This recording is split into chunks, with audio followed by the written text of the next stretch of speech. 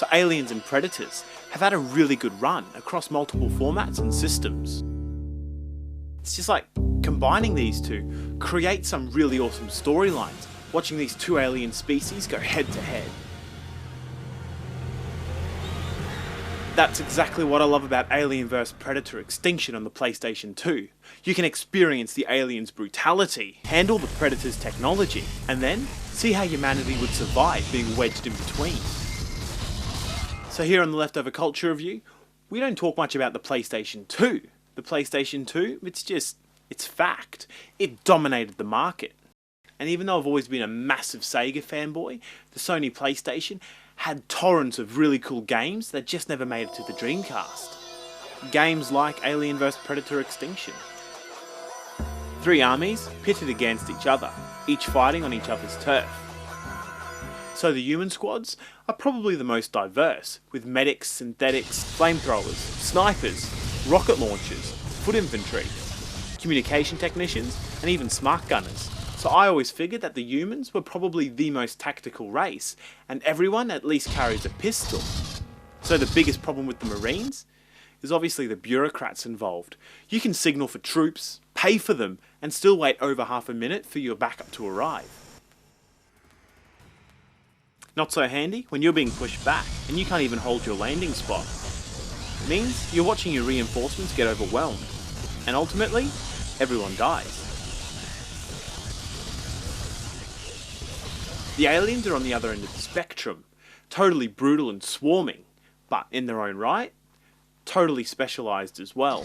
When you take up the fight for the aliens, you need to be aware that depending on what creatures you can find to infest, different alien spawns will be born. The stronger the prey, the more vicious your baby facehuggers will grow up to be. The aim is to get those facehuggers on the toughest opponents you can find, to build a really strong hive. Humans make warriors, predators make pred-aliens, and those random creatures on the map will either make drones or runners.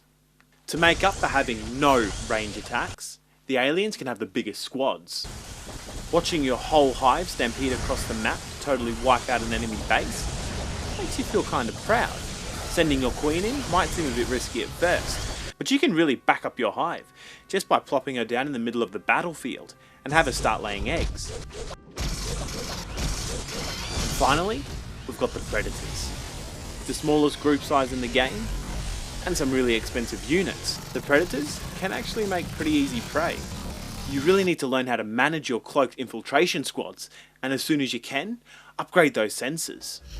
At your strongest, you can literally kill anything early in the game, before it even reaches you, using those plasma cannons. The Predators can travel with their shrine too, meaning that if you want to go for an all-out assault, you can actually call down reinforcements around you. Problem is, you get most of your points for collecting the skulls of your prey. Not an easy task when you're under attack, so calling for backup in the middle of a fight isn't usually an option, you just don't have the points. So the fighting takes place across multiple planets, either barren rock, lush forest gardens, or deep inside military compounds and cave systems. I'd love to say the terrain affects the way you fight, strategize, and then dominate the map, but apart from the aliens being able to climb hills, it doesn't provide much cover or create a strategic vantage point for anything except maybe the snipers. When you first fire up a campaign, it nearly feels daunting how open-ended the map feels. If you head out in the wrong direction, you can find yourself totally screwed over by an army you have no hope of fighting against. Kill some guys at the wrong time, or attack the wrong base, and suddenly, you're under extremely heavy fire from a never-ending stream of reinforcement. So in this game, all 3 races are brutally hostile, and you won't have any allies to fall back on. If you're caught out unexpectedly, there's a good chance they're going to wipe you off the map. That's actually another consideration here. With such hardcore factions and small team sizes, you're kind of forced to travel together in one big group. So splitting up your team is really asking for trouble when you're spreading out across an unknown map, full of rebel factions, opposing armies, and dangerous creatures. So Alien vs Predator, the whole franchise is a bit of a mixed bag. The video games and comics are so much better than the movies, but AVP Extinction on the PlayStation 2 isn't the best strategy game around. You're stuck using controllers, and it was never ported to the PC. Secondly, the AI can be really stupid, like one team member just running off in the wrong direction. So what's the best thing about any Alien vs Predator game? It's not based on any of the movies. Alien vs Predator Extinction, it's less of a storyline and more of a concept. 3 warring factions: aliens, predators, and humans. There's no victims, there's no villains, and there's no heroes. It's just 3 groups with comparable technology, fighting it out against each other across different worlds. So the game actually introduces some new classes into the Alien vs Predator universe, actually showing how each group is evolving, trying to stay competitive in the fight. As a fan of the whole AVP franchise, yeah, even the movies, this game is pretty exciting, and it gives you a really extensive look into one of my favourite franchises.